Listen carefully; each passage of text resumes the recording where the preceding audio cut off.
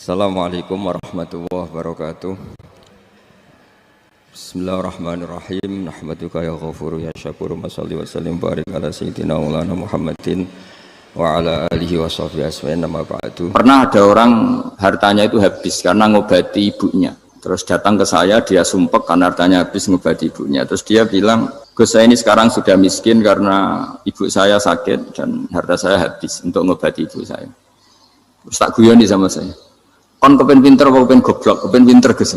Ingin pinter apa ingin goblok? Katanya ingin pinter. Kalau ingin pinter bahasanya jangan gitu. Harta kamu itu masih di akhirat karena habis untuk ngobati ibu. Bayangkan kalau habis untuk maksiat itu habis betul. Terus dia mulai syukur. Alhamdulillah Gus, harta saya habis secara heroik karena untuk mengobati apa ibu. Sudah pinter dia. Akhirnya miskin sampai sekarang ya tetap pede saja karena masih punya tabungan di akhirat. Dan itu saya terinspirasi oleh ilmu juga. Jadi dulu Sayyidah Aisyah itu pernah nyimpan sepotong daging kambing, disimpan untuk dimakan beliau, karena beliau mau iftar ya, mau buka atau apa. Singkat cerita, karena bawaan keluarga Nabi itu sakhok, ada orang minta dikasihkan. Suatu saat akhirnya kan habis, terus Nabi tanya, yang daging tadi di mana? Habis. Terus Nabi cara menjelaskan tuh indah sekali. Harta kamu itu baju yang kamu pakai nanti ya rusak, yang kamu makan nanti ya ke WC. Wa tasaddaqta fa abqaita. Memang di semua riwayat itu pakai dhamir mukhatab mudzakkar, meskipun asal-usul riwayat itu untuk Sayyidah Aisyah karena untuk umum. Yang kamu sedekahkan tuh yang masih. Kamu jangan bilang kamu sedekahkan tuh yang habis, yang kamu sedekahkan tuh yang masih. Misalnya saya punya uang 1 miliar misalnya, terus pernah tak sedekahkan ke fakir miskin atau ke kiai atau ke pondok 100 juta. Itu yang mesti masih, karena kadung di luar kekuasaan kita. Kadung lillahi ta'ala. Justru yang masih itu yang potensi nanti untuk hal-hal yang kurang positif. Semenjak itu orang sedekah itu begitu entengnya karena itu yang masih. Ya tapi tentu sarannya yang tepat ya. Saya sekarang sering kampanye sedekah tepat. Karena misalnya sering saya itu didatangi orang kaya. Sudah dapat gratisan gerutu itu geremeng. Nah ini kita sudah pakai buminya Allah itu gratis, pakai airnya ya gratis, pakai oksigen ya gratis, kok masih gerutu, itu sudah jadi hamba yang nggak bener itu. Dibayangkan kalau kita pakai oksigen bayar, pakai buminya bayar, pakai airnya bayar semua, kayaknya kita tidak mampu membayar, dan kita sama Allah hanya disuruh ikrar, disuruh sujud.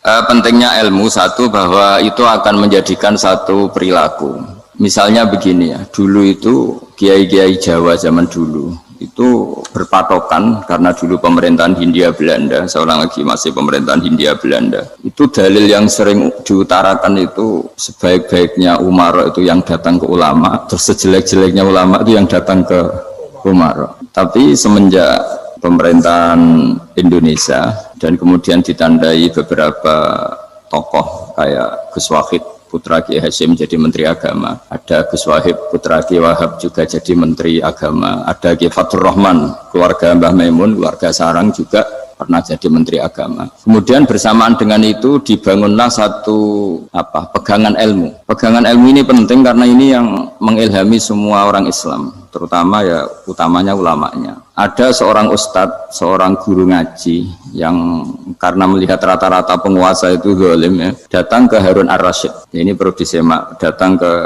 Khalifatullah atau Amirul Mukminin Harun Ar-Rasyid. Karena beliau seorang raja, tentu terduga lah, atau ya umumnya atau gimana lah istilahnya, itu ya rata-rata ya agak seenaknya, namanya raja, namanya penguasa. Ini dalam pikiran ustadz itu, tidak mesti dalam fakta. Kemudian si ustadz itu matur, ya Amirul Mukminin, inni nasihun lak famusyaddidun alaika fala tajidanna fi nafsika syai'an. Saya ini mau nasihati Anda, kemudian saya cara nasihati itu keras, tolong jangan dimasukkan hati. Dia bilang famusyaddidun alaika, saya nanti kalau nasihati itu keras sekali, tolong dimaklumi karena ini penting, karena Anda harus dinasihati secara keras. Tapi sebelum nasihat itu diutarakan, kata Harun Ar-Rasyid, karena beliau Bani Abbas dan beliau orang alim termasuk muridnya Imam Malik, kata Harun Ar-Rasyid, uskut, kamu diam Ustaz. Inna Allaha ta'ala arsala man huwa khairun minka ila man huwa syarrun minni wa ma'adhalika yaqulu Allahu ta'ala faqula lahu qawlan layyinan la'allahu yatadzakkaru aw yakhsha. Jadi ini sekaligus etika dan norma ya bagi semua dai di Indonesia dan semua kita. Wahai Ustadz kamu diam. Allah Ta'ala itu ngutus orang yang lebih baik ketimbang kamu, yaitu Nabi Musa, ke orang yang lebih jelek ketimbang saya, yaitu ke Fir'aun.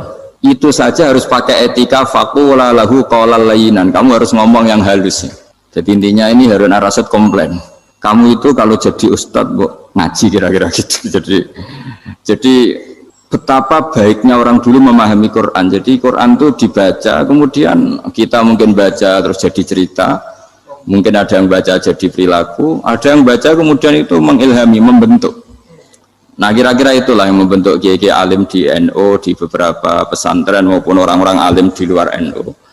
Asal apa ya, ngajinya dan bacanya seperti kita, pasti seperti itu. Karena cara berpikir tadi sudah. Jadi akhirnya si Ustadz tadi keluar dan minta maaf, anta a'lamu minni. Ternyata engkau lebih alim ketimbang saya. Jadi kalimat famusyaddidun alika, saya akan keras cara memberi nasihat, itu yang diket, yang dipotong, yang dibatalkan atau yang diralat oleh Khalifatul Harun ar-Rasyid. Yaitu dikatakan inna wa ta'ala arsala man huwa khairun minka ila man huwa syarrun minni. Yaitu Allah mengutus orang yang lebih baik ketimbang kamu, yaitu Nabi Musa, ke orang yang lebih jelek ketimbang saya, yaitu Fir'aun. Itu pun harus faqula lahu qawlan layyinan. Cara berdakwah harus dengan kata-kata yang halus, yang lembut, yang indah. Dan dengan kata-kata itu diharapkan la'allahu yatadzakkaru aw yakhsha. Semoga yang didakwai menjadi ingat. Sehingga dengan kemampuan ilmiah seperti ini menjadi pegangan bersama bahwa kita sebagai dai atau sebagai tetangga atau sebagai sama-sama warga Indonesia, bawaan kita memang harus faqula lahu qawlan layyinan la'allahu yatadzakkaru aw yakhsha. Kemudian dalam disiplin ilmu yang lain, halus itu tidak kuat. Angin itu ya halus, tapi kalau di manage itu jadi kekuatan yang dahsyat. Begitu juga air dan sebagainya. Sehingga tidak perlu khawatir terus kalau dakwah halus itu tidak punya efek yang signifikan. Tidak juga. Allah Ta'ala itu pengelola angin. Angin itu kekuatannya dahsyat, sehingga Nabi Sulaiman dikasih kekuatan angin dan bisa terbang kemana-mana. Kemudian sekarang jadi teknologi yang banyak memanfaatkan angin, mulai rem, mulai apa saja. Sehingga dari cerita saya ini kemudian terus kiai-kiai itu membentuk dakwah termasuk di ekonomi dengan cara yang rileks. Nah cara rileks itu satu tentu dimulai dengan ilmu. Misalnya begini, saya beri contoh. Ketika ada orang melafadzkan kalimat la ilaha illallah, tiada Tuhan selain Allah. Kemudian kalimat ini mungkin kalau orang NU baca itu rutin ya, karena kiainya kelamaan ya yang ikut sambil tidur. Ya. Kalau tahlil itu disebut kiai tertentu itu mesti yang belakang, wah suwi itu kalau kiai itu lama itu. Nah kiainya juga karena jadi lakon ya kan lebih semangat karena pegang mic, biasanya gitu di NU itu kalau khotib mesti semangat karena yang pegang mic, yang dengerin mesti ngantuk karena monoton gitu. Karena yang mendengerin sudah tahu pasti nyuruh baik meninggalkan yang jelek, jadi ilmunya sudah disimpulkan dulu. Setiap yang tidur di masjid mesti tak tanya kenapa tidur, ilmunya tidak ada perkembangan, Gus, nyuruh yang baik meninggalkan yang jelek. Tapi kalau ilmunya agak ada perubahan kan dengar semua pasti nyuruh yang jelek meninggalkan yang baik, karena watak manusia itu agak-agak suka fitnah, itu suka geger. Tapi kalau monoton itu mesti enggak itu. Tapi yang menjadi pegangan kita, saya ulang lagi, itu ilmu dulu. Saya ulang lagi itu ilmu dulu. Saya berkali-kali menyontohkan, kalau ada orang kafir, orang yang tidak bersyahadat 70 tahun, kemudian dia bersyahadat sekali saja di akhir hayatnya. Itu kata Allah, qulil ladzina kafaru iyyantahu yughfar lahum ma qad salaf. Katakan ke mereka yang kafir, jika dia mau bersyahadat, itu masa lalunya diampuni semua. Sehingga kedahsyatan kalimat ini luar biasa. Orang yang kafir 70 tahun saja, barokahnya la ilaha illallah ini, dosanya bisa diampuni semua. Nah kemudian karena ilmu ini tidak begitu populer atau kurang dipopulerkan, atau kita sendiri kurang menghayati, sehingga la ilaha illallah itu lebih dianalisis cara lafadz ini, pelafatannya ada sanadnya enggak ya gitu. Terus cara melafatkan bareng-bareng seperti itu ada tumpengan ini bid'ah enggak ya. Jadi pertanyaannya sudah tidak tentang keramatnya atau sakralnya atau fadilahnya la ilaha illallah, tapi sudah macam-macam. Wiridan cara seperti ini ada hadisnya enggak, legal enggak, terus ada sanadnya enggak.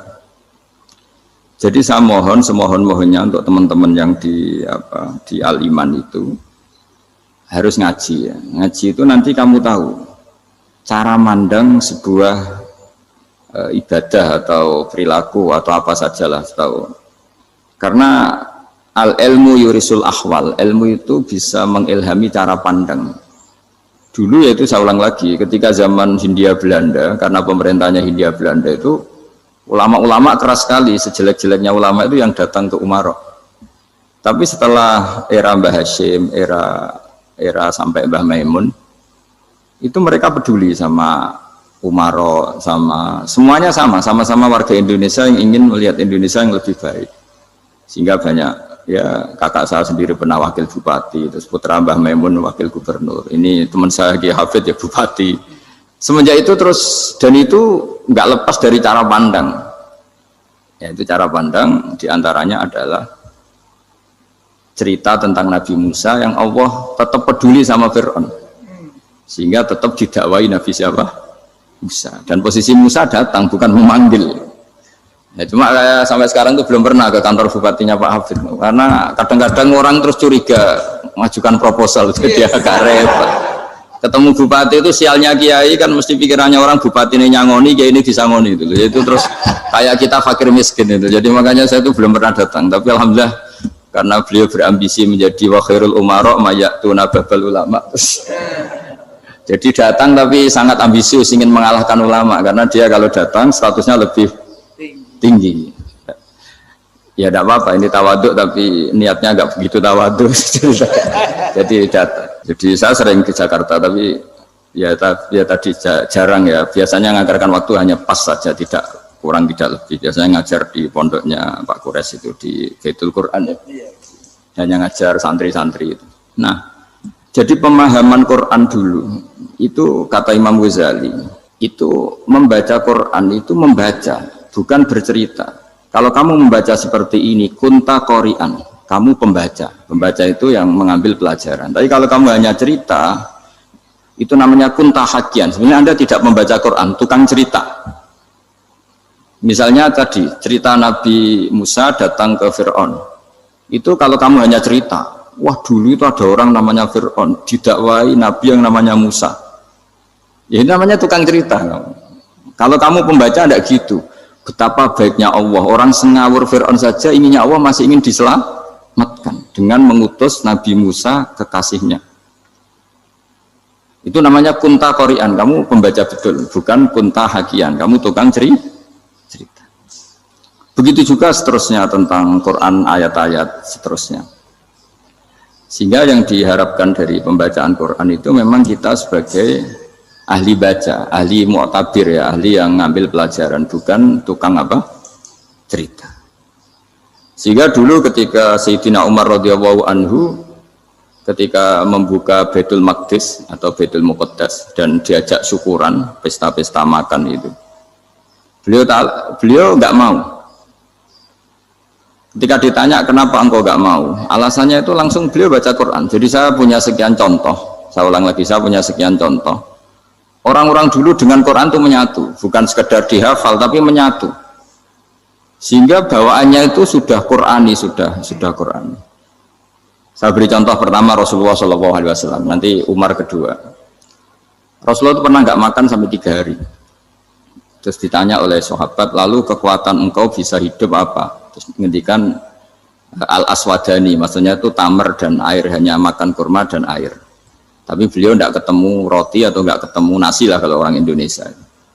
Ketika hari ketiga dikasih makan oleh sahabat, dipotongkan kambing, kemudian baru makan 3 lukmah, kira-kira ya 3 asupan nasi, berhenti. Padahal sahabat yang lapar sama dengan Rasulullah itu membayangkan Nabi itu sampai kenyang, sampai apa. Tapi ketika ditanya, seperti ini pun nanti ada hisabnya. Walatus alunna yauma idzin anin naim. Jadi acara makan-makan gini itu nanti ada hisabnya. Nabi nangis. Akhirnya sahabat nggak jadi nerusin makan. Jadi ketakutan orang dulu sama ketika Sayyidina Umar dijak pesta ketika memenangkan Baitul Maqdis itu. Inna wa ta'ala ayyara qauman. Allah itu mengkritik sebuah komunitas kaum karena apa? Adhabtum thayyibatikum fi hayatikumud dunya wastamta'tum biha. Kamu adalah orang-orang yang jatah nikmat kamu sudah kamu habiskan di dunia. Adhabtum itu kalian habiskan jatah kenikmatan kamu di dunia. Wastamta'tum biha, kamu di dunia sudah berpuas-puas. Maka jatah Anda sekarang di akhirat habis. Sehingga Sayyidina Umar enggak mau pesta-pesta karena takut jatah nikmatnya habis. Kata beliau terus astabqi thayyibati, akan saya sisakan sisi-sisi kebaikan saya supaya ndak habis. Corong Jawa itu aja dientek-entekno biar jatahnya masih. Sehingga di dunia kiai itu ya meskipun saya akrab bupati, akrab mungkin wakil gubernur, saya itu ya jarang ketemu. Karena kalau orang Jawa bawaannya ketemu ya makan-makan, guyon-guyon. Nak keterusan ras mlebu swarga. Makanya saya pastikan Pak Yusuf Mansur kesini tidak akan saya jamin, biar aja, biar jatahnya masih. Jadi ini bukan karena saya biar jatahnya masih. Ya, jadi itu ilmunya kiai. Nah, efek dari ilmu ini dahsyat. Kalau Anda berpikir tentang nasib Anda di akhirat, nanti bawaannya juga tidak akan mudah menyalahkan orang lain, tidak akan menghakimi orang lain karena sibuk dengan dirinya sendiri, tapi tidak dengan makna egois, tapi makna orang baik itu siapa? Orang yang sibuk dengan aib pada dirinya, dengan kekurangan pada dirinya, saking sibuknya mikir aibnya sendiri, tidak sempat mengoreksi aibnya orang lain. Itu awal ilmu. Ilmu itu tidak dimulai dari larangan. Kalau larangan karuan, tidak termasuk ahli surga orang yang suka mengadu domba, tidak termasuk orang baik yang cari kesalahan orang lain. Itu namanya pelarangan. Tapi ilmu itu di atas nahi, di atas pelarangan itu. Kamu punya kesadaran bahwa kamu itu yang penting selamat dulu, jangan memikirkan orang lain. Dengan makna bukan egois, tapi dengan makna supaya tidak menyalahkan apa? Orang lain. Nah, saya termasuk ya boleh dikatakan kiai lah, yang paling fanatik bahwa semuanya itu harus dimulai dari ilmu. Ya saya ulang lagi, dimulai dari ilmu.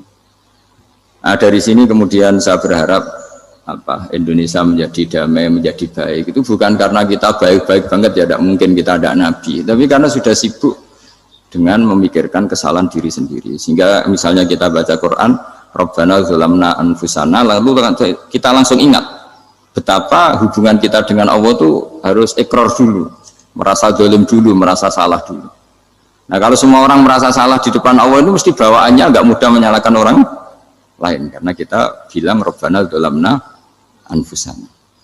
Nah, itulah ilmu-ilmu yang mungkin banyak pembaca Quran tapi hanya baca, atau kalau baca ini tok disebut al-haqi, ahli cerita. Yang dibutuhkan tuh al-qari, pembaca kemudian mu'tabir, kemudian mau beriktibar. Seperti yang dilakukan tadi Harun Ar-Rasyid tadi. Inna wa ta'ala arsala man huwa khairun minka ila man huwa syarrun minni. Wa ma'adzalika yaqulu wa ta'ala faqula lahu qaulal layyin. Ini kamu tidak usah memaksakan musyaddid keras sama saya, karena Allah Ta'ala telah mengutus orang lebih baik ketimbang kamu, yaitu Nabi Musa, ke orang yang lebih jelek ketimbang saya, yaitu Fir'aun. Itu saja harus beretika, faqula lahu qaulal layyinan la'allahu yatadzakkaru aw yakhsha. Dan alhamdulillah bawaan kita sebagai orang timur atau orang Jawa itu kalau mau ngandani orang itu halus sekali. Di antara bentuk kehalusan kata-kata diceritakan di ayat lain ketika Nabi Musa ketemu Fir'aun. Dawuhnya begini, fakul apa itu yang di juz 30 yang juz di juz 30 ini yang bagian dari, kan tadi hanya fakul lahu qaulal layyinan. Lahu qaulal layyinan itu bentuknya apa? Ya, bentuknya apa? Itu Nabi Musa disuruh ngendikan sama Fir'aun, apakah kamu mau saya nasihati? Fakul halaka ila antazakka.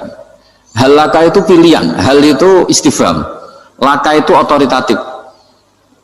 Jadi betapa santonya kalimat itu, fakul halaka ila antazakka. Jadi kalau dimaknani model Pak Hafid, model saya ngaji di sarang itu, halaka onoto iku kedue siro, berhak bagi kamu, berhak bagi Anda, apakah Anda berhak loh mendapat nasihat supaya Anda jadi orang yang lebih baik. Halaka ila antazakka. Jadi tidak kalimat perintah, tapi kalimat pilihan. Apa engkau mau saya beri nasihat? Wahdiyaka ila rabbika fatakhsha. Dan saya beritahu kamu tentang Tuhan dan kemudian kamu menjadi orang yang baik, fatakhsha, orang yang punya khasyah, punya. Jadi kayak apa kalimatnya itu? Napa jenengan kerso? Itu kalau orang Jogja, orang-orang daerah-daerah yang berada nyugui tamu itu kan ayo makan-makan, itu kan kayak tamunya itu kelaparan. Masa Pak Yusuf Mansur kelaparan? Tidak mungkin kan. Masa Ustadz terkenal kelaparan kan tidak mungkin itu. Monggo napa jenengan ngersakno, karena bisa saja tamunya itu tidak kerso, mungkin karena darah tinggi, mungkin karena takut dianggap fakir miskin, macam-macam kan orang enggak. Itu kalimatnya itu halaka ila anta zakka. Kayak apa indahnya dakwah, halaka ila anta zakka. Itu ada kata laka itu ya terserah jenengan mau enggak. Wa ahdiyaka ila rabbika fatakhsha. Nah itu yang disebut membaca. Kunta qori'an la hakian, Anda benar-benar membaca Quran, bukan sekadar penceri. Nah kemudian ini yang terakhir saya juga baru, sebenarnya saya itu nggak pernah bilang sanggup itu, tapi Pak Ustadz Zakaria itu GR terus sampai tadi pagi itu saya belum tahu kalau ada acara ini. Ya karena saya kiai, jadi kalau kiai itu kan ingatnya sama Allah aja, kalau sama manusia itu rontok-rontok lali gitu. Itu bukan memaksa, ya memang lupa. Sejauh mana sih pentingnya manusia kan tidak penting cara ilmu tasawuf itu, tapi karena ini titipan Rasulullah SAW terus menjadi penting kan, dititipi umat kayak jenengan itu yang ya sudah ngaji ngatur kiai ribet itu. Kiai ini biasa ngaji kan, kiainya yang ngatur, santri ini enggak.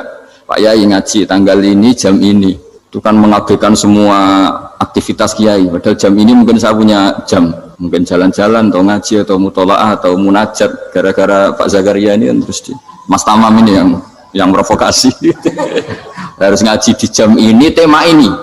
Saya itu kalau ngaji ditentukan tema itu, ini memang saya agak keras di bab ini. Itu kayak ibarat gini loh, saya ini dokter, kemudian ada orang yang sakitnya itu jantung, terus bilang ke saya, Pak dokter sembuhkan kukul saya. Wong penyakit ekstrimnya itu jantung, kok bila disembuhkan apa? Kukul. Kan gak penting, sembuh tidak sembuh, kukul itu kan gak penting. Jerawat itu. Kiai itu tahu kesalahan paling fatal manusia itu akidah. Tapi kadang-kadang mintanya ilmu yang tidak akidah, yang gak penting. Jadi kadang-kadang kiai itu ya digurui betul kalau di Indonesia. Misalnya ini tidak nyindir loh, memang marah betul loh kalau di bab-bab seperti ini. Tapi ini biar jadi ilmu masif, ilmu yang general.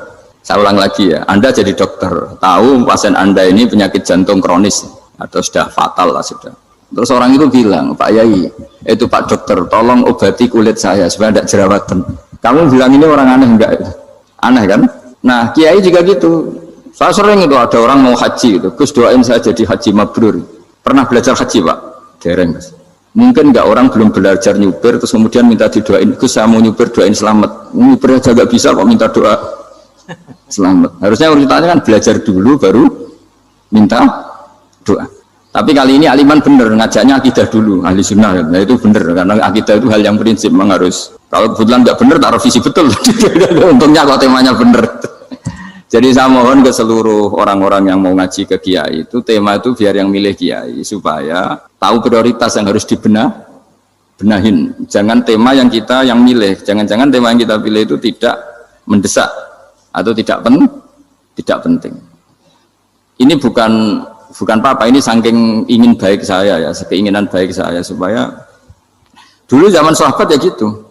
Kalau ada pertanyaan salah sama Nabi dibenerin, cuma Nabi terlalu bijak, cara benerin tuh enak. Kalau saya karena tidak Nabi saja ya agak-agak kasar kan, kalau tidak Nabi tidak wajib bener terus, yang wajib bener terus itu Nabi. Saya beri contoh ya. Nabi itu ngendikan tentang kiamat, kiamat itu dahsyat, mengerikan gini-gini. Kalau pikirannya orang kampung itu begini, Nabi ini aneh, cerita kiamat dahsyat tapi nggak ada tanggalnya, nggak ada tahunnya, harusnya ada dong biar kita bisa persiapan. Sehingga Nabi disomasi di tengah-tengah khutbah itu, ya Rasulullah mata sa'ah. Nah, karena ini orang Bedui, Nabi nggak dengerin, masih ulang lagi. Mata sa'ah ya Rasulullah. Ketika Nabi mengabaikan itu ada dua kelompok sahabat, yang satu bilang lam yasma, Nabi tidak dengar sehingga mengabaikan. Yang kedua bilang sami'a wa kariha, Nabi sebenarnya mendengar tapi tidak berkenan. Tapi diulang lagi ketiganya, ya Rasulullah mata sa'ah. Akhirnya Nabi jawab, mau tidak mau, karena kalau enggak ya namanya orang Bedui ngomong terus. Nabi balik tanya, ya karena cara berpikir dia kalau kiamat itu jelas kapannya kan bisa persiapan itu. Paling enggak pas mau kiamat terus pas ngaji Quran, apa kan bisa persiapan itu. Akhirnya Nabi balik tanya, ma'at tatalaha, Kalau kamu berani tanya kiamat, lalu persiapan kamu apa? Ya, terus orang itu bilang masyhur itu, ma'adatullah kabira sholatin wala siyamin wala kadza wa kadza walakinni uhibbuka. Saya sebenarnya tidak punya persiapan ya Rasulullah, cuma persiapan banyak puasa ya enggak, banyak sholat enggak, tapi saya mencintai engkau. Masyhur itu jadi hadis paling legenda, almar'u ma'aman ahabba. Sebagian disebut anta ma'aman ahbabta. Ini kata semua sahabat yang di masjid. Si Bedui ini orang paling dibenci sahabat karena mengganggu Nabi saat khutbah. Tapi akhirnya ini menjadi orang paling dicintai sahabat karena barokahnya itu hadis itu keluar secara terbuka. Almar'u ma'aman ahabba. Sebagian riwayat yukhsyarul mar'u ma'aman ahabba. Nanti orang akan sowan sama Allah bersama orang yang mereka cintai. Nah, itu sahabat-sahabat fama farihu ba'dal Islam farahahum biadal hadis. Mereka tidak pernah senang setelah masuk Islam sesenang hadis ini. Karena kita tidak perlu soleh-soleh banget, cukup menyintai orang apa? Soleh gitu. Makanya saya sekali bilang itu ya, kadang-kadang saya jadi orang alim itu ya rugi. Ruginya tadi. Misalnya untuk menjadi orang alim kan harus hafal Quran, ngaji Bukhari, Muslim, Ikhya. Ternyata pengumuman kedua orang nggak bisa apa-apa. Gelombang kedua para pecinta, waduh, itu kan repot ya. Jadi kita yang jadi orang alim susahnya bukan main, ternyata disaingi pengumuman kedua dan para pecintanya. Wah itu kan akhirnya ketemu orang-orang nggak jelas tadi. Nah itu ya termasuk farah dalam Islam, farhatul aibin. Jadi senang itu di Islam itu ibadah. Ya kul bi fadlillah wa bi rahmati fa bidzalika falyafrahu. Senang itu diperintahkan Allah. Saya tuh sering di kamar, kadang itu nyun sewu kayak gatelan gitu, apa itu. Ya agak kukur-kukur terus merengut saja malu. Malu saya itu dilihat Allah kok kayak agak ridho itu malu. Ya kayak tadi lah, kamu dikasih rumah gratis, kemudian pas yang ngasih datang kamu kelihatan cemberut, itu yang ngasih kan mangkel. Jadi dikasih gratis masih cemberut. Sama hubungan kita dengan Allah itu semuanya dikasih gratis. Makanya tabassum, senyum itu ibadah. Kita yang nekuni ilmu hadis. Betapa hebatnya Nabi ngendikan, kalau kamu tidak bisa ibadah yang berat-berat, cukup ibadah senyum. Kadang ngendikan tol koti wajin, kamu cukup berwajah yang indah, yang menyenangkan. Tabassum, senyum. Kalau kamu tidak bisa membalas jasanya orang yang ngasih, minimal kamu senyum, lihat minimal kamu kelihatan seneng. Gitu. Makanya seneng itu sudah ibadah. Dan sekarang orang untuk seneng aja susah. Karena bawaannya nuntut orang lain supaya kayak keinginan dia, bawaannya nuntut, ya ribet, kalau gitu ya ribet. Makanya saya bilang al ilmu yurisul ahwal, ilmu itu diperkuat, nanti yurisul ahwal, ilmu itu akan membentuk Anda. Dulu beberapa raja itu ya kumo luhur karena jadi raja, punya apa saja, tapi punya penasihat ulama, itu nasihat itu sederhana. Ada seorang raja tanya ke kiai, gimana dengan semua kerajaan saya? Wah, padahal dia punya apa saja. Jenengan miskin sekali, itu kerajaan seluas ini. Kok bisa aja? Terus ditanya sama si ulama tadi. Andaikan Anda di padang pasir, kemudian kalau tidak minum segelas air itu mati. Apakah Anda akan membeli segelas air ini dengan semua kerajaan Anda? Oh iya, pasti apapun saya lakukan untuk mendapat satu gelas air. Terus la tafrah bimulkin la yusawi syarbatamain. Kamu jangan bangga dengan kerajaan yang nilainya itu enggak sebanding dengan segelas apa? Air. Akhirnya raja itu mikir, saya tidak jadi raja bisa hidup. Tapi kalau enggak minum air mati. Berarti penting satu gelas air. Akhirnya lama-kelamaan ini anggap kerajaan itu biasa, ternyata enggak sepenting segelas air. Ya seperti kita lah, misalnya orang enggak punya Alphard itu enggak malu. Tapi kalau nggak punya celana itu malu.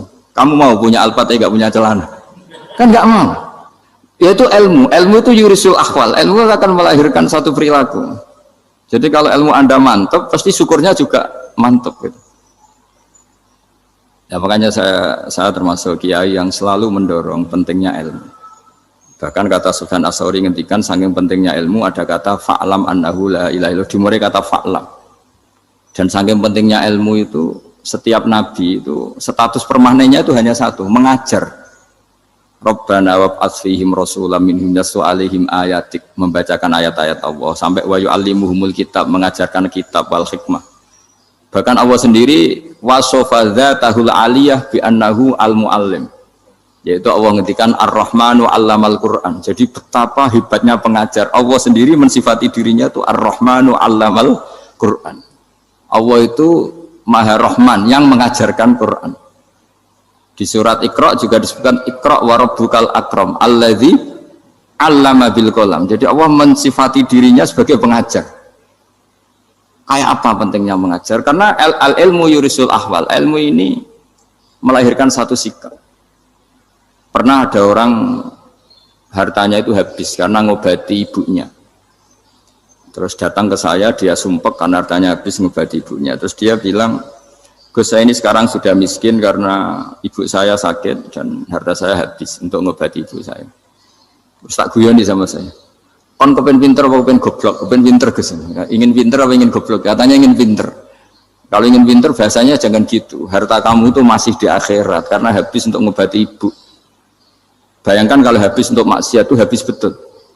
Terus dia mulai syukur. Alhamdulillah Gus, harta saya habis secara heroik karena untuk mengobati apa ibu. Sudah pinter dia. Akhirnya miskin sampai sekarang ya tetap pede saja karena masih punya tabungan di akhirat. Dan itu saya terinspirasi oleh ilmu juga. Jadi dulu Sayyidah Aisyah itu pernah nyimpan sepotong daging kambing, disimpan untuk dimakan beliau. Karena beliau mau iftar ya, mau buka atau apa. Singkat cerita, karena bawaan keluarga Nabi itu sakhok, ada orang minta dikasihkan. Suatu saat akhirnya kan habis, terus Nabi tanya, yang daging tadi di mana? Habis. Terus Nabi cara menjelaskan tuh indah sekali. Harta kamu itu baju yang kamu pakai nanti ya rusak, yang kamu makan nanti ya ke WC. Wa tasaddaqta fa abqaita.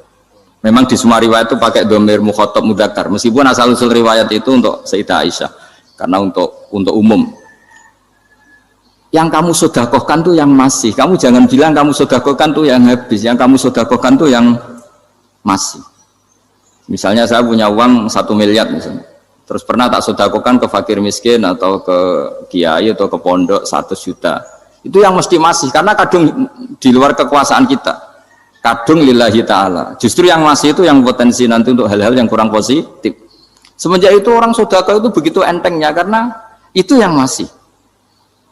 Ya tapi tentu sarannya yang tepat ya. Saya sekarang sering kampanye sedekah tepat karena misalnya sering saya itu didatangi orang kaya. Gus, saya ini punya uang banyak, ingin punya masjid biar dipakai orang Jumatan. Terus saya bilang, kamu ingin jadi orang baik betul apa baik versi Anda? Baik betul Gus. Tak ajarin mau, gak tersinggung, mau Gus. Kalau Anda bikin masjid di kampung Anda, masjid terbaik di dunia sekalipun, yang bingung saya ahli fikih. Kok bisa? Kan terjadi 2 Jumatan, nanti sahnya yang mana? Kamu enak aja bikin masjid kan? Kamu bikin masalah baru bagi kiai fikih di daerah kamu. Belum nanti orang terus migrasi ke masjid Anda karena lebih baik, koriknya lebih baik. Kamu membunuh masjid yang lebih tua, itu nggak sopan sekali, masjid itu sudah lebih tua kamu. Akhirnya mikir, nggak usah Gus kalau gitu, sudah apa saja, yang penting perintah dengan gimana. Ya sih. Jadi sedekah itu juga harus dibina supaya kalau orang kan bisa saja kan uang 100 juta itu untuk fakir miskin manfaat, ternyata untuk masjid yang sifatnya aksesoris, untuk lampu yang kristal yang mahal-mahal bukan yang pokok. Itu pentingnya ngaji ya. Jadi lagi-lagi al-ilmu yurisul ahwal. Ilmu itu melahirkan satu sikap.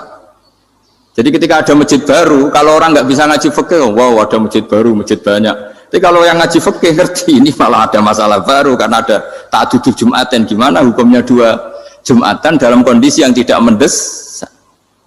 Makanya sekarang saya baru kampanye itu. Dulu itu kalau ada masjid banyak itu kan faktornya beda ormas, beda pemahaman atau agak jauh. Masih hukum sosial. Atau bawaan kondisi. Misalnya di dekat UGM itu ada masjid kampung pertama. Bawaan masjid karena ada kantor besar atau bawaan ada pabrik besar atau ada sekolahan besar. Tapi sekarang itu ada pertanyaan baru, ada masjid baru karena ada orang kaya ingin bikin masjid, itu gimana itu hukum? Nah, tapi kalau orang nggak nekuni fikih itu ya langsung wah bagus untuk bangun masjid. Bagus piye gini sing kangelan memfikihkan tadi. Nah itu ilmu. Jadi kalau yang tidak nekuni fikih itu ya tidak tersiksa, tapi yang nekuni fikih itu pasti tersiksa karena seperti itu tadi. Ya jadi saya mohon di antara cara kita dakwah secara damai itu dimulai dari Robbana Zolamna Anfusana, itu dipakai Nabi, di redaksinya digenti Digenti dengan makna supaya kita per individu matur Allah, apa ini zulam tu nafsi zulman kabiron katsiran. Nah, bawaannya orang mengaku zalim, mengaku salah itu kan sudah tidak sempat mikir salahnya orang apa lain. Dan dari sini kemudian dia jadi orang yang tawadhu, yang ubudiyah, yang macam-macam. Sehingga Nabi ini bukan dianggap ya, pasti penjelas terbaik. Terus Allah meredaksikan wa ma tuqaddimu li anfusikum min khairin tajiduhu indallah. Apa saja kebaikan yang kamu sudah berikan untuk Allah sampai akhirat itu ya pasti kamu temukan di akhirat. Terus yang terakhir saya beri contoh orang peminta-minta sa'il. Itu Sayyid Ali Zainal Abidin kalau ada orang minta-minta terus dikasih. Misalnya dikasih ya 100.000 atau 50.000 atau 10.000 sesuai kemampuan yang memberi. Itu marhaban biman hamala zadi ilal akhirah. Saya terima kasih ya, gara-gara kamu minta uang saya jelas sudah sampai akhirat. Coba kalau di rumah bisa saja untuk hal yang tidak positif. Jadi bawaannya itu cara pandang itu rubah. Jadi sebenarnya kalau kita ngasih uang di masjid, ngasih kiai atau ngasih fakir miskin, ya uang itu yang masih, bukan yang habis. Yaitu watasodak kata fa'abqaita, yang kamu berikan itu hakikatnya yang masih. Karena sudah ada kamu otak-atik lagi, makanya disebut wakaf. Sebenarnya wakaf itu dulu secara makna lughat, saya ulangi secara lughat. Maknanya itu sudah berhenti, wakafun maknanya berhenti. Nah, sedekah itu dari kata sedekah maknanya benar. Orang yang sering sedekah berarti imannya benar. Orang yang uang sudah diberikan berarti dia sudah terputus, wakaf berhenti dari hubungannya dengan dia. Sudah dikasihkan berarti selesai. Sehingga wakaf dan sedekah itu sebenarnya maknanya saling melengkapi. Kemudian orang-orang fikih karena ada disiplin ilmu tertentu, wakaf itu untuk sedekah yang permanen, yang abadi, kemudian sedekah untuk infak. Tapi itu kan hanya istilah-istilah dalam disiplin ilmu. Sebetulnya kalau pakai ilmu yang umum, sedekah ya bisa disebut wakaf, wakaf ya bisa disebut apa? Sedekah. Karena maknanya sedekah itu wakaf. Wakaf itu apa? Qat'u raqabatil malik an hadal mal atau an mali. Hubungan pemilik harta ini terputus dari harta itu. Jadi misalnya saya sudah wakaf tanah ini ke masjid, sudah diterima. Buat saya kepikiran gadekan atau menjual sudah tidak bisa, sudah berhenti di situ saja hubungan saya dengan kepemilikan harta itu. Makanya disebut apa? Wakaf. Dan kalau saya wakaf berarti menunjukkan kebenaran iman saya karena sudah menafkahkan sebagian harta untuk Allah Ta'ala. Disebut sodik, sodak. Makanya bahasa Arab itu gampang ya. Kalau sodalqoh, sodaqoh. Orang kalau bayar mahar disebut sodak karena menunjukkan cintanya. Teman yang setia disebut sodik karena ya benar dalam berteman. Abu Bakar disebut as-siddiq karena sangat membenarkan kanjeng Nabi dan seterusnya dan seterusnya. Jadi begini ya, kalau dalam fikih Islam, misalnya ini ada di beberapa literatur fikih, di semua fikih, baik mazhab Syafi'i, Hanafi, Hambali, di semua kitab fikih. Misalnya ada orang mau masuk Islam, terus konsultasi sama ustadz atau sama kiai, Pak saya mau masuk Islam, kamu nggak boleh ngambil sikap monggo ngeteh dulu, itu tidak boleh. Atau apalagi jajak ngobrol dulu, karena 5 menit kita mempersilahkan ngopi dulu itu artinya dianggap kita membiarkan dia dalam keadaan kafir 5 menit dan kita dianggap ikut tanggung jawab. Sehingga di bab, ada ulama yang ngebabkan itu sampai di bab murtad. Termasuk murtad adalah orang yang dimintai mensyahadatkan non muslim kemudian disuruh ngopi dulu atau ngeteh, karena dianggap pembiaran sekian menit masih berstatus kafir. Jadi ibaratnya gini ya, kalau kita mungkin baru bapak-bapak baru pakai celana pendek terus ada orang kecelakaan di jalan, saya tak pakai baju dulu nanti baru kamu saya selamatkan, itu kan naif. Kalau begitu saja naif, apalagi orang yang kafir kemudian pas mau minta disyahadatkan kita bilang monggo mandi-mandi dulu, ngeteh-ngeteh dulu, berarti ada pembiaran sekian menit dia masih berstatus kafir. Artinya begini, kalau dia saat itu kok dimatikan oleh Israel berarti mati dalam status kafir dan kita ikut tanggung jawab karena harusnya bisa Islam andai kan kita mensyahadatkan saat itu juga. Jadi itu bab-bab yang dianggap ekstrim dalam kutubil fikih, bab-bab fikih. Makanya dalam kitab fikih Saya berkali-kali ada non muslim mau bersyahadat ke saya, itu saya bilang ke santri-santri saya, saat itu juga harus kamu ajarin meskipun pakai bahasa Indonesia. Yang penting status kafirnya apa? Iya. Baru setelah itu ada hukum sosial ya, mungkin kita nawarin teh atau kopi atau apa. Makanya di sini dibabkan bab seseorang harus tergesa-gesa atau bercepat-cepat atau ngambil sikap bergegas untuk melakukan kebaikan. Terus ayat kedua yang dipakai Izzuddin bin Abdissalam itu begini. Ketika Allah mensifati orang munafik, status orang munafik itu apa? Wa idza qamu ila sholati qamu kusala. Mereka kalau dipanggil untuk sholat, ya berangkat tapi itu salah cara malas-malasan. Sehingga untuk menunjukkan kita loyal sama Allah itu ya paling tidak ada sikap di atas rata-rata ya. Makanya ada sa'i ya lari-lari kecil, tawaf juga disunatkan ada lari-lari kecil, disebut ar-romal, romal itu lari-lari kecil untuk menunjukkan bahwa kita loyal sama Allah itu tidak sak kobri cara Jawa.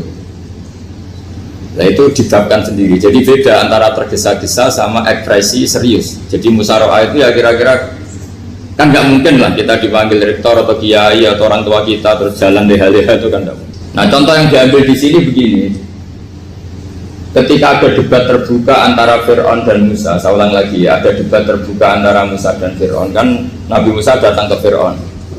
Lalu kata Fir'aun, ini asal-usul ayat ini saya terangkan sejarahnya. Kata Fir'aun, lalu kalau kamu tidak nuhankan saya, Tuhan kamu siapa? Terus kata Musa, Rabbus samawati wal ardi, yang nuhani langit dan bumi. Fir'aun masih berkelit. Kalau Tuhan di bumi, setahu saya kemana-mana yang dituhankan saya, kata Fir'aun. Ma'alim tulakum min ilahin ghairi. Terus Nabi Musa masih ngendikan, ya sudah Tuhan yang nuhani langit. Terus Fir'aun manggil Haman. Haman itu arsitekturnya Fir'aun. Ya Haman ibnili sorhal ali abduhul asbab samawati fa'attaliya ila ilahi Musa. Haman bangunkan kami piramida yang tinggi, saya ingin melihat Tuhannya Musa. Musa akhirnya mikir, karena kalaupun Fir'aun bisa naik ke langit tetap tidak bisa melihat Tuhan. Kita tahu Tuhan nggak bisa dilihat, kita yang mukmin aja udah lihat, apalagi Fir'aun rivalnya kan? Akhirnya Musa ganti argumentasi, yaitu argumentasinya Musa, Rabbukum wa Rabbu abaikumul awwalin. Ini perlu diingat dan perlu saya sampaikan, yang nuhani kamu dan yang menuhani leluhur kamu. Itu sangat memukul Fir'aun, karena logikanya kalau Fir'aun itu Tuhan berarti babanya dulu tanpa Tuhan. Ini ada Tuhan terlambat ya. Jadi kalau Fir'aun Tuhan berarti mbahnya tanpa Tuhan, karena zaman era mbahnya belum ada Tuhan. Karena perdebatan itu banyak penggawa Fir'aun yang mukmin. Wah ini Fir'aun nggak bener ini, kalau dia Tuhan berarti mbahnya tanpa Tuhan. Karena kalau iman itu akan diadili, akan dieksekusi, maka orang ini berstatus rojulum mu'minum min ali fir'auna yaktumu imanah. Maka di Quran diterangkan wa qala rojulum mu'minum min ali fir'auna yaktumu imanah. Ada seseorang yang iman tapi menyembunyikan iman. Lah orang ini selalu ikut rapat di rapat-rapat penting Fir'aun, termasuk rapat ketika Fir'aun dan para tentaranya memutuskan membunuh Musa. Karena dia ikut rapat dan eksekutornya besok disuruh menangkap Musa, orang ini malam itu juga nemuin Musa terus bilang innal mal ayat tabiru nabi kaliyak dulu kamu Musa, rapat tadi malam memutuskan kamu besok dibunuh, maka kamu harus bergegas meninggalkan Mesir. Nah, dari kesimpulan itu, dari cerita itu kemudian diambil cara hukum fikih bahwa untuk menyelamatkan darah harus jasa, harus bergegas. Andai kan Musa itu kok sak kobre, sak sempate, maka keburu. Andai kan ini rojul ini tadi, orang tadi penasihat tadi kok sak kobre ya, maka berarti Musa terlanjur tertang.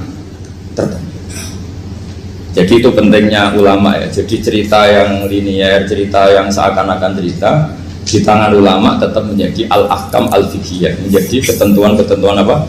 Fikih. Jadi yang diambil di sini adalah lelaki tadi yang ikut rapat tadi bergegas menemui Musa, memberitahu kalau kamu besok mau dieksekusi, fakhrus, maka kamu harus cepatnya keluar dari Mesir untuk menyelamatkan diri. Terus oleh Izzuddin bin Abdissalam dibabkan bab harus tergesa-gesa menyelamatkan darahnya orang apa? Islam. Jadi ini penting saya sampaikan. Jadi al-qasas ya, semua cerita di Quran itu tidak sebagai cerita, karena Quran tidak ingin melahirkan pendongeng, tapi harus menjadi ibrah, menjadi teladan. Jadi makanya terus di kitab-kitab ulumul Quran diterangkan al-qasas ya, beberapa cerita di Quran adalah semuanya menjadi ketentuan fikih. Saya ulang lagi ya, semua cerita yang ada di Quran itu menjadi ketentuan fikih, meskipun alurnya apa? Cerita. Kayak tadi kan alurnya cerita bahwa lelaki ini bergegas nemui Musa supaya Musa cepat keluar dari Mesir. Terus dibabkan babul musaroah ilan musifid. Saya teruskan. Wa kama laro'ai nama yaktulu musliman lau tabtu'u alaihi lakota lagu fal musaroah ila takrisihi min wajibatun idlaisal unatu mahmudatan fi kulli syai'in falaha mawatin tuhmadu fiha wa mawatin tutammu fiha wa kadzalika al musaroah wal lain wal dhulta wa ghairuhuma. Terus cara berpikir ulama, saya pernah baca dalam satu sejarah ulama besar namanya Sufyan Ats-Tsauri. Sufyan Ats-Tsauri itu menjadi wali itu gara-gara kalau sholat di masjid itu beliau datang sebelum adzan. Saya ulang lagi, beliau datang sebelum adzan. Ditanya, kenapa kalau kamu datang sebelum adzan? Saya ini gak ingin jadi hamba yang buruk. Hamba yang buruk atau pembantu yang buruk adalah setempe nunggu dipanggil. Misalnya kita tahu majikan kita pasti manggil jam 7, kemudian jam 7 itu Anda masih ngopi, masih tata-tata, itu kan tidak menghormati majikan. Harusnya kamu setempe di jam yang saat itu pasti majikan Anda memanggil. Kata beliau, saya tidak ingin seperti pembantu yang buruk, datang nunggu apa? Dipanggil. Jadi itu ada beberapa spirit ya, atau inspirasi dari aturan-aturan mahabbah. Sebab itu ketika Allah kritik orang munafik, wa idza qamu ila sholati qamu kusala, ketika dipanggil sholat mereka datang bermalas-malasan. Karena tidak ada cintanya sama Allah, maka datang berlambat-lambat. Nah, berarti kalau ekspresi cinta mengharuskan kita datang bercepat. Makanya dalam istilah lain di Quran ini termasuk balaghatul Quran. Di juz 25 itu istilah menuju Allah itu fafirru ilallah. Kita tahu firar itu maknanya lari apa jalan biasa? Lari. Jadi untuk mengekspresikan mahabbah kita, kangen kita pada Allah, cara bahasa Arab isak kita, berontok kita sama Allah, tidak diistilahkan jalan tapi fafirru ilallah, harus bergegas berjalan. Begitu seterusnya. Maka kalau ada orang Islam, terus ini konsekuensi hukum, ada non muslim minta, Pak Bah, saya tolong ajarkan syahadat. Nggak boleh saya bilang gini, monggo ke dalam dulu. Padahal perjalanan ke rumah saya misalnya setengah jam, nggak boleh. Saat itu meskipun sambil berdiri-diri harus kita tauhidkan. Kamu yakinnya Allah itu satu, Tuhan Allah, harus. Karena kalau ada perjalanan ke rumah 5 menit terus dia kecelakaan, belum syahadat, statusnya mati apa? Kafir. Dan kita ikut terlibat karena sebetulnya bisa mengislamkan saat itu juga. Analoginya kayak tadi ya, orang kecelakaan di jalan karena kita pakai celana pendek, contoh sini ya, saya tak pakai baju dulu, habis itu dilides truk. Itu kan kita ikut salah karena kita yang punya kesempatan. Tentu yang disalahkan yang punya kesempatan, karena merubah status dari potensi kelides truk menjadi sama sekali gak potensi kelides truk dengan kita inggirkan, meskipun kita dalam keadaan tidak ideal. Sama orang kafir yang mau masuk Islam itu umumnya kiai kan kadang sebagian disuruh mandi dulu, itu salah sebenarnya. Itu salah sekali, sangat salah. Apalagi nunggu seremonial di masjid, nunggal toko-toko, itu bujutnya salah. Itu gak cuma salah, bujutnya salah. Jadi salah yang akut, itu salah besar. Kalau seremonial monggo, tapi kalau mengislamkannya harus saat itu. Apalagi ya seremonial seminggu lagi nunggu tokoh terkenal, nunggu di syuting dulu, wah itu perilaku so, itu bukan mengislamkan itu. Makanya kita kadang itu, kita yang sebagai peneliti fikih itu kadang itu enggak serg gitu. Masa mau Islam nunggu di masjid dulu, di syuting dan tokoh-tokoh, itu salah. Itu sama biar kamu lihat orang kecelakaan mau menyelamatkan, ini ada wartawan enggak ya? Minta di syuting dulu, sedang mati. Jadi kita normal saja dalam Islam, sesuatu yang mendesak, yang emergensi ya perlakuannya harus cepat. Sehingga dibabkan faslun fil musaroah ila musifid fitima. Jadi ada beberapa contoh di Quran memang aturannya seperti itu. Makanya semua redaksi Quran tentang menuju Allah diredakseno fafirru ilah. Makanya di tawaf ada ekspresi romal, jalan agak cepat. Di sa'i juga ada momen-momen kita harus romal, berjalan cepat. Di beberapa aturan juga seperti itu. Ya saya ulang lagi, di beberapa aturan Islam juga seperti itu. Nah sekarang efek di hukum haji. Saya banyak baca literatur haji. Haji dalam aturan Islam itu wujuban tarofian, wajib yang tidak langsung mendesak. Kemudian semenjak ada fakta kita harus nunggu, daftar tunggu, itu kita sebagai ahli fikih itu gamang. Misalnya gini, saya umur 20 punya uang, sekarang berapa daftar? 25 juta ya. Saya umur 20 punya uang 25 juta. Saya jomblo misalnya, ya butuh nikah, ya butuh macam-macam. Itu wajib daftar haji apa enggak? Karena kalaupun daftar nunggu 20 tahun. Nah sekarang kalau ada orang umur 50 tahun punya uang 25 juta, menurut Anda wajib daftar saat itu apa enggak? Wong daftar saja bisa game gitu. Jadi kalau misalnya umur 50 ditambah 25 kan 75. Itu kalau orang sumpah sudah tetap mati itu. Maka itu menjadi pertanyaan, apakah fikih ini kita rubah? Karena dulu kan orang itu longgar semua. Karena haji zaman Nabi pun tidak langsung dilakukan saat pertama diwajibkannya haji. Jadi Nabi punya sisi unik. Pertama ada tahun diwajibkannya haji, Nabi tidak langsung haji. Sebab itu ulama berkesimpulan kalau wajibnya haji tidak langsung. Maka fikih itu memang unik. Sholat juga gitu. Ada istilah begini dalam sholat, watajibu sholat ala kulli muslimin wujuban muwassa'an. Di semua kitab fikih takbirnya seperti itu redaksinya. Wajib sholat dilakukan orang Islam wujuban muwassa'an, wajib yang ada longgarnya. Sehingga ketika zuhur jam 12 WIB kita dengar azan, boleh sholat setengah 1, jam 1, setengah 2, jam 2. Karena memang wujuban muwassa'an, memang ada batas akhir waktu misalnya sampai setengah 3.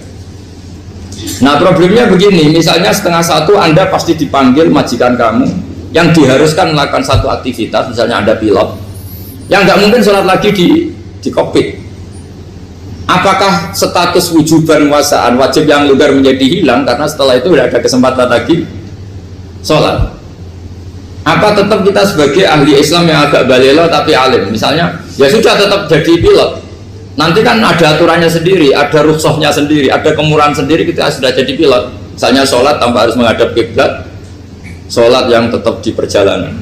Kira-kira Anda kalau jadi ahli fikih milih mana? Milih harus sholat di depan apa tetap memberi kelonggaran? Gak apa-apa sholat sambil apa? Nyuper sambil pilotin apa pesawat. Anda milih mana?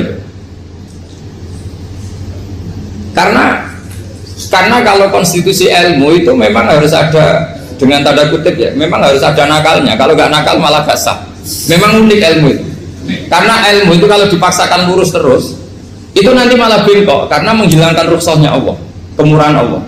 Tapi kalau dipaksakan rukhsah terus, murah terus, nanti dianggap menyepelekan hukumnya Allah.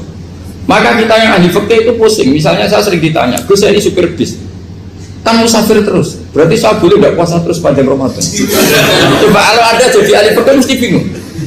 Mau boleh, ya boleh terus supaya orang nggak peduli sama Ramadan.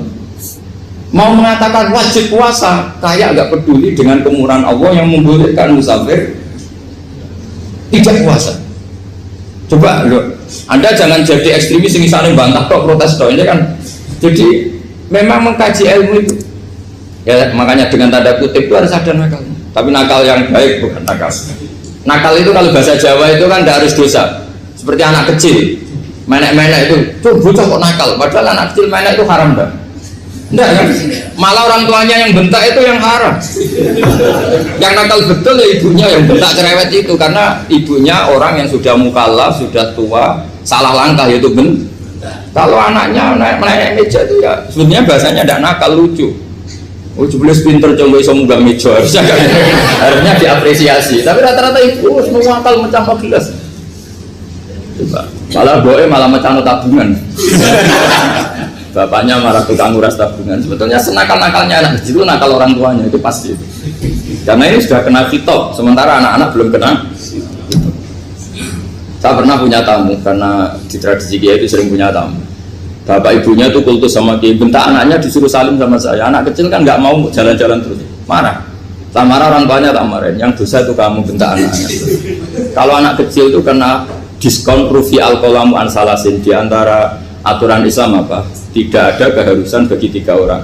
1 anak kecil sampai balik, 2 orang tidur sampai bangun, 3 orang gila. Artinya anak kamu itu tidak kena kitab untuk sopan sama saya. Kamu yang kena kitab baru sopan sama anak-anak. Nah ini ada Jawa itu kadang keliru. Jadi orang tua itu marah-marah memaksakan anaknya sopan. Padahal Allah memberi diskon anak kecil itu belum wajib sopan. Gak apa-apa ada tamu naik-naik kecil. Asal masih anak kecil. Makanya Rasulullah ketika beliau sholat sujud itu Hasan Husain itu naik. Cara Jawa Nabi itu 3 tumpahan. Semua riwayat mengatakan Nabi itu diam saja, gak berani ngangkat. Sampai sahabat itu ada yang ngomong, ini Nabi sujud lama sekali ada apa? Jadi kita punya riwayat itu ya baru kayak sahabat yang agak nakal. Semuanya itu sujud, tapi bareng di atas rata-rata ada sahabat yang belakang ngomong, siapa tuh ini sujudnya kok lama? Barokahnya itu ditemukan riwayat, oh ono putune. Karena Hasan itu naik di atas punggungnya apa? Nabi itu andai kan tidak ada yang ngomong, riwayat ini tidak ditemukan.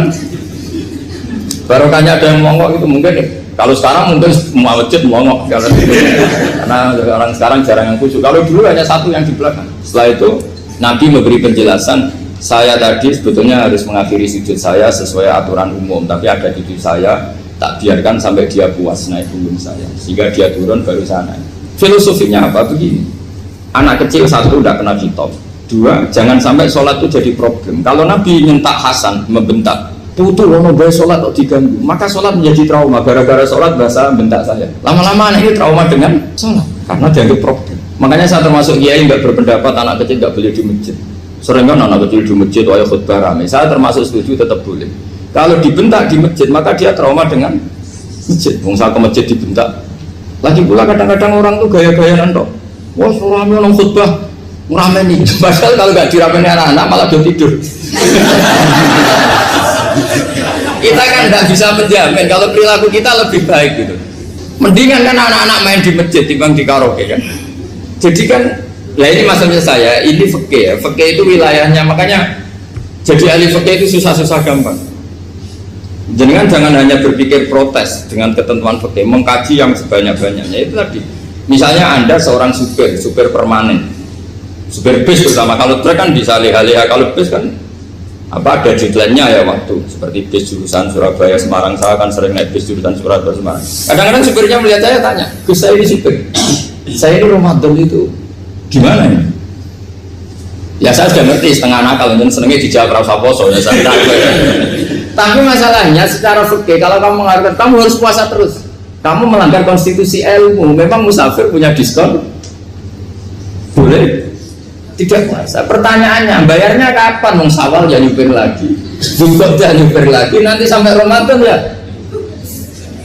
Nah terus ya pas kamu cuti, biasanya cutinya pas sakit, boleh diskon lagi karena sakit. Coba. Nah andai kan ada jadi ahli fikih milik zaman. Lu kalau orangnya soleh terus kayak ustadz-ustadz di sini kayak dosen UI kan, masa dosen UI Universitas Islam nggak Islami kan nggak mungkin. Mungkin memilih poso kan. Masalahnya ini kan hukum untuk orang kebanyakan, nggak boleh hukum musuh gak kuat. Sahur jam 3:30 ngombe vitamin pokoknya harus kuat. Itu tidak hukum, itu saran. Hukum itu beda dengan saran. Hukum itu hanya berbicara musafir itu boleh stop. Kalau saran memang boleh, ya usahakan kamu makan 3:30 pas fit, terus kalau ngumpir selesai jam 10 nanti istirahat. Memangnya majikan bisa ngatur jamnya? Itu fikih. Maka menjadi perdebatan yang namanya pergi itu apa? Menurut Imam Syafi'i pergi itu ya dari rumahnya ke tempat yang asing yang tidak wilayahnya namanya pergi. Menurut Imam Ahmad bin Hanbal enggak. Pergi itu tidak kerja. Jadi orang yang supir yang seperti itu namanya tidak pergi tapi kerja. Tanyakan ke publik, misalnya jenengan ke UI, istri kamu atau suami kamu ditanya, istri kamu kemana? Kira-kira jawabnya bilang pergi jalan-jalan apa bilang kerja? Kerja. Makanya kata Imam Ahmad bin Hanbal, mudi musafar atau orang yang berprofesi, yang profesinya memang harus pergi kayak traveling atau supir, maka itu namanya tidak pergi, namanya itu kerja. Karena apa? Sekali distatuskan pergi, maka ikut status yang dikatakan Allah dan Rasul, dapat diskon, boleh tidak puasa. Maka terus kita debat tentang definisi. Nah, definisi ini penting karena yang menjadikan hukum rubah itu definisi. Misalnya gini, mbak ini ngaji saya, statusnya kalau pakai status saya ajnabi, orang lain bapak ajnabiyah, maka hukumnya saya melihat bapak ini haram karena statusnya ajnabi melihat ajnabiyah yang tidak mahram. Tapi kalau di fikih itu ada statusnya. Antara lelaki boleh muwajahah sama perempuan adalah satu untuk belajar, dua untuk muamalah, tiga untuk kesaksian, empat untuk pengobatan. Itu kan ada pengecualian. Sehingga statusnya sekarang Mbak itu belajar, apa ingin melihat Gus Bah atau Gus Bah itu mengajar atau ingin melihat itu statusnya bisa rubah. Makanya kalau sebetulnya kalau kita marung di warung misalnya Padang, kita nggak pilah-pilah, kebetulan pelayannya perempuan itu masih bisa dipilah secara fikih. Saya muamalah marung, cuma kebetulan penjaganya. Tapi masalahnya Pak ini punya daftar penjaga kan, masalah. Maka pertanyaannya itu marung ke situ demi marung, apa demi melihat? Tidak jawab saja. Demi marung apa demi melihat? Kalau demi marung sepaket yang penjaga yang sangar-sangar juga banyak. Akhirnya kalau demi makan, penjaga yang cowok kan banyak. Kalau demi melihat, berarti yang dihitung kan niatnya. Berarti karena muamalah apa karena melihat? Melihat. Itu status. Jadi makanya kalau mudi musafar itu namanya orang pergi atau orang kerja? Orang kerja. Maka menurut pikirannya Imam Ahmad bin Hanbal seperti itu harus puasa karena dia adalah pekerja, bukan musafir. Lalu dalam masalah jumlah 3 hari misalnya, kalau dalam fikih kita, nggak saya kenapa ngomong fikih terus ya, karena banyak yang melupakan fikih. Jenengan pergi haji, zaman Nabi haji itu jamak dan qashar terus. Padahal hajinya Nabi itu, haji itu minimal kan berapa hari minimal itu? 9, 10, 11, 12. Sebenarnya haji itu minimal hanya 4 hari. Karena 13 Dzulhijjah bisa nafar apa? Awal. Kalau nafar awal berarti nggak ada kewajiban nafar sani. Berarti yang wajib betul kan 9, tanggal 9 wukuf di Arafah, terus 10 biasanya ifadah sama balang jumroh apa?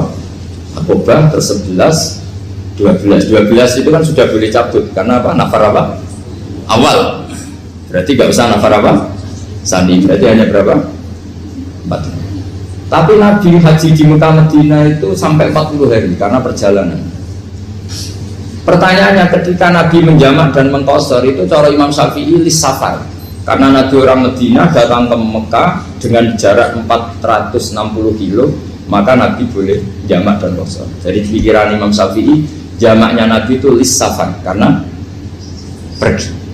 Cara pikiran Imam Malik enggak, jawabnya Nabi itu lin nusuk. Nabi menjamak sholat itu karena melakukan ibadah haji. Efeknya adalah orang Mekah kalau haji itu cara Imam Malik meskipun jaraknya dekat boleh apa? Boleh apa? Qashar, boleh jamak qashar. Lalu terus ada pertanyaan fikih lagi. Lalu jamak qashar itu karena pergi apa karena masyaqqah? Karena repot. Coba kalau sampai kira-kira jawab. Misalnya kita orang kaya bawa uang 1 miliar naiknya Alphard, ada supirnya, ada ajudannya, pergi di jarak 100 kilo. Masyarakatnya kan tidak ada sama sekali, apalagi di tol kebetulan nggak macet. Kira-kira boleh jamak nggak? Boleh, terus karena pergi, tapi kan nggak ada repotnya sama sekali. Dibanding misalnya yang ngebis bawa beras 1 kintal gitu, udah gitu suruhan orang lagi kan pusing. Maka fikih ini untuk memberi hukum itu, kalau fikih itu menstatuskan dulu. Ini orang boleh jamak itu karena masyaqqah apa karena safar. Lalu kalau setelah karena safar itu karena jaraknya apa tingkat masyaqqahnya. Kalau karena jaraknya ya tidak juga gini maksudnya. Mungkin Anda tidak pernah terpikir begini. Kalau saya mau ke Jakarta, kemudian sampai Purworejo itu sudah waktu zuhur, saya boleh nggak zuhur di situ sama saya? Boleh kan? Padahal perjalanan saya belum capai. Artinya nunggu boleh jamak itu setelah kita menempuh jarak itu apa menuju, sedang menuju dan niat. Sedang menuju dan niat. Misalnya saya mau ke Jakarta, saya orang Sleman mau ke Jakarta, itu sampai mana itu Magelang itu sudah boleh jamak kan? Boleh kan? Boleh karena saya mau ke. Nah pertanyaan secara fikih mungkin Anda tidak terlintas. Ternyata ditelepon sama istrinya nggak jadi pergi. Padahal sholatnya kadung di jamak duhur dan asar. Apakah setelah di rumah sholat lagi? Tapi nggak pernah mikir gitu. Jadi orang fikih itu sudah pusing, makanya jangan diprotes terus. Kita ini sudah pusing. Ya orang itu enak aja protes terus. Nggak perlu didengar nanti wajib sholat lagi enggak? Dia bolehnya jamak kan berdasar berstatus musafir. Ternyata selama Magelang ditelepon istrinya tidak jadi. Dia kadang sholat duhur dan asar. Setelah pulang masih jam 1. Terus ada asar, wah sholat. Kalau ada sholat lagi apa enggak? Jangan saran. Kalau saran, wah sebaiknya sholat lagi. Itu tidak hukum, itu saran itu namanya. Saran dengan hukum beda. Sholat lagi beda. Ketika ada jaga itu berdasar malas atau berdasar hukum? Apa? Nah kalau Anda sholat lagi, pertanyaannya gini, Allah itu tidak punya tradisi mewajibkan 2 kali. Pertanyaan fikihnya mesti gitu. Dan saat Anda di Magelang menjamak itu melakukan sesuatu yang disahkan oleh agama. Berarti pas Anda jamak duhur asar, sesuatu pas melakukan itu kan berstatus sah dan boleh. Meskipun setelah itu ada masalah, istri kamu nelpon terus pulang. Tapi pas itu kan sudah dinyatakan oleh malaikat sah, Anda sudah duhur dan asar. Kalau melihat itu tidak wajib mengulang. Tapi bisa saja malaikat ada yang usil. Itu sah karena Anda berstatus musafir. Berhubung status Anda hilang, maka poin Anda sudah sholat juga hilang. Kamu milih fikih yang mana? Jadi peneliti fikih itu beda dengan orang-orang yang dengarin protes. Beda karena nekuni itu beda karena ada konsekuensinya. Makanya fikih itu sampai saya punya kitab fikih itu dikarang satu orang itu jumlahnya 20 jilid, per jilid itu segini. Jadi satu meja ini dikarang satu orang. Itu mulai yang presisi, yang detail, sampai yang khayal. Yang khayal juga ada. Yang khayal itu tadi beliau banyak menghayalkan gini. Suatu saat Anda datang ke Mekah itu hanya butuh waktu 20 menit. Zaman itu belum ada pesawat. Lalu boleh gak jamak, boleh gak nakal. Nakal itu begini. Sama orang kaya punya jet pribadi, misalnya Anda Ronaldo masuk Islam, orang kaya. Itu bisa gak puasa. Karena begini, misalnya dia orang, contohnya orang Arab ya, orang Arab, jangan orang. Dan contohnya itu dibalik saja. Di sini itu kalau imsak jam berapa? Imsak Ramadan jam berapa? 3:30 aja biar aman ya. Kalau 3:30 kan masih imsak. Dia terbang ke Mekah. Jadi orang sini puasa jam 5 kan mulai puasa, dia terbang ke Mekah kan masih malam, makan terus dia. Mekah mau ada matahari terbang lagi ke barat. Karena dia menghindari berstatus puasa. Atau sebaliknya, dia orang Mekah jam 12 puasa, 12 siang puasa.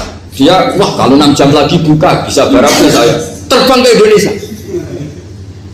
Ke Indonesia terbang baru 1 jam, di sini sudah buka. Itu khayal. Jadi ini ada khayalnya.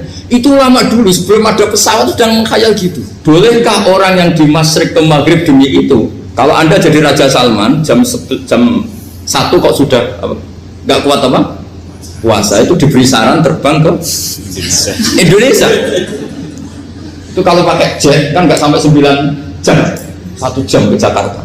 Sudah ada wow akbar. Bukan. Boleh nggak? Mau kamu tidak bilang, oh nggak boleh. Wong di Jakarta sudah bisa sih.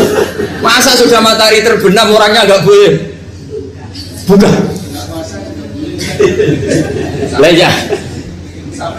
Apa?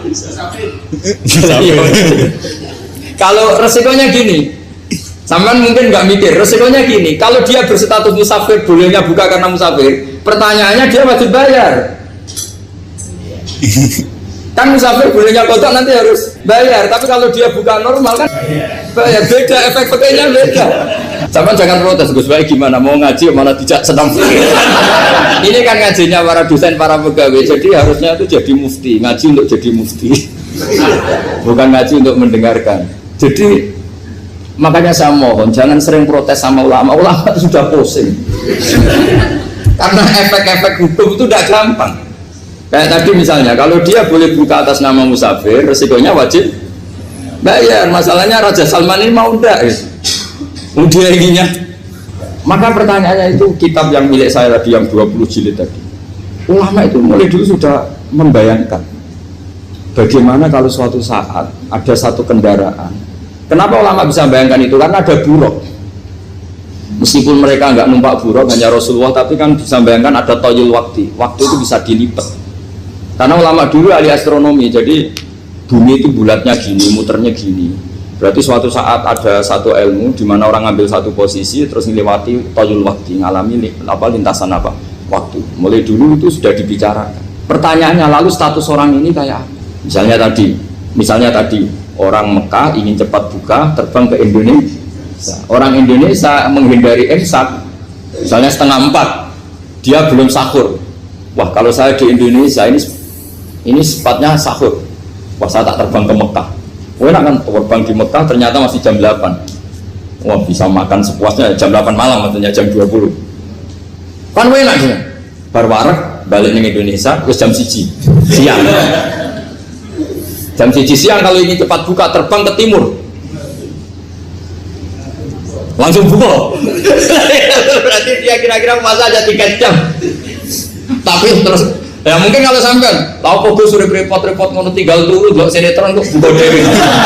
Itu tidak hukum, saran itu namanya apa? Kalau hukum tetap tadi yang dikatakan puasa adalah imsak, mulai jam imsak sampai ghurubus. Lalu pertanyaannya lagi, ghurubus samsi sampai imsak itu konversi jam apa nyata-nyata ghurubus samsi? Kalau yang dilewati khatul istiwa, katul istiwa itu nyata, fi'lan, kalau dalam bahasa Arab fi'lan awaqiyah. Tapi kalau Anda orang kutub, saya sering kirim-kiriman surat sama mufti-mufti yang ada di Timur Tengah, di Eropa, konsultasi maksudnya. Orang kutub itu kan tidak ada matahari, tidak ada apa-apa. Jika kalau Anda baca kitab di kutub, mesti Gus Bak ajaran pembohong. Misalnya orang kutub ngaji saya, kamu harus subuh sebelum matahari terbit. Sekali matahari terbit, waktunya hilang. Duhur setelah matahari agak ke barat. Asar kalau matahari terbenam, hilang waktunya. Terus mereka mesti bilang, mataharinya di mana? Maka pertanyaannya, boleh gak mengkonversi waktu untuk orang kutub? Jadi misalnya pola umum subuh jam 4:30, berarti antara subuh dan qadha itu 1,5 jam. Subuh sama zuhur polanya berapa berarti? Kalau 4:30 sampai jam 12 ini 6 sama 7,5. Berarti ya kira-kira habis subuh nunggu 7,5 jam baru zuhur, nunggu 3 jam baru asar, nunggu 3 jam baru maghrib. Berarti waktu puasa kira-kira antara jam 4 sampai jam 6. Berarti berapa jam itu? 12 sama 2 14 jam. Oke, berarti orang kutub harus puasa 14 jam. Tidak bergantung waktu mata. Tapi ada lagi pertanyaan lucunya gini, lalu 14 jam Gus itu dimulai dari mana? Apa asal 14 jam? Apa harus ada konsensus setarnya? Masih ada PR lagi. Menurut kamu gimana? Ada konsensus setarnya dimulai jam 4 dini hari. Apa asal jumlahnya? Imsak 14 jam. Mikir lagi kan? Itu di Denmark itu ada satu musim di mana siang terus sampai sekian bulan. Siang terus sampai orang sana itu capek. Kenapa ada siang terus? Logikanya kan tadi bumi itu bulat-bulat, saya juga belajar falak, astronomi. Kalau tepaan kamu di sisi yang barat agak utara atau agak selatan, matahari ini ngentrong terus. Sehingga bumi mulak malik ya kamu kesentron terus karena kita ini kan tepaan di katulis istiwa, di khotul istiwa. Sebenarnya katulis istiwa itu bahasa Arab dari kata khotul istiwa. Khotun itu garis, istiwa itu tengah. Islam itu oleh Allah memang dipilih di tempat paling top yaitu Mekah. Mekah Ka'bah itu suratul ardi. Jadi sebelum ditemukan ilmu astronomi itu Nabi sudah menghentikan Al-Ka'bah suratul ardi. Ka'bah itu pusarnya bumi. Sehingga di Ka'bah itu satu-satunya area yang terbebas dari medan magnetis. Karena dari utara dan selatan benar-benar di tengah. Maka potensi jam paling akurat di dunia itu hanya jam yang di Mekah itu. Karena apapun akuratnya teknologi di Amerika atau Jerman, karena jam itu dari logam tetap ketarik medan magnetis, entah berapa 00, tetap kena. Misalnya jam di Jerman lebih dekat mana kalau Jerman? Mesti ketarik medan magnetis, entah berapa kadarnya. Karena materi jam dari logam. Sementara di Mekah karena di tengah itu terbebas dari medan magnetis. Nah, sehingga yang segaris dengan Mekah kayak Indonesia itu semuanya khotul istiwa. Nah kalau khotul istiwa normal itu artinya ya 12 siang secara umum ya 12. Sehingga ulama Indonesia kalau ngaji itu lebih gampang, lebih tidak dianggap bohong. Karena ya ada terbitnya matahari, ada zawalus samsi, ada hurubus samsi. Coba kalau kitab itu Anda baca di kutub utara sama kutub selatan, murid kamu bingung semua. Ini gimana Ustadz, tidak ada matahari kok semuanya diukur pakai matahari. Lalu pertanyaannya dikonversi kan? Pertanyaannya kalau dikonversi pakai apa? Asal 14 jam apa harus sepakat dimulai jam berapa? Milih mana? Milih sepakat. Pertanyaannya kalau sepakat, ukurannya siapa yang jadi ahlul halli wal aqdi?